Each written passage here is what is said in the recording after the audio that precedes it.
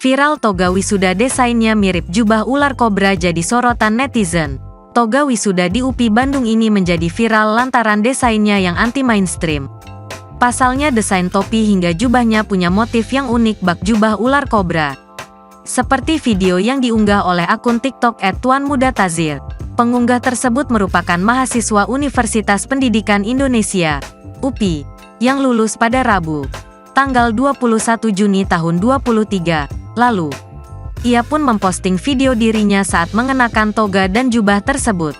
Sontak warganet pun langsung dibuat ngakak karena desainnya dinilai sangat unik.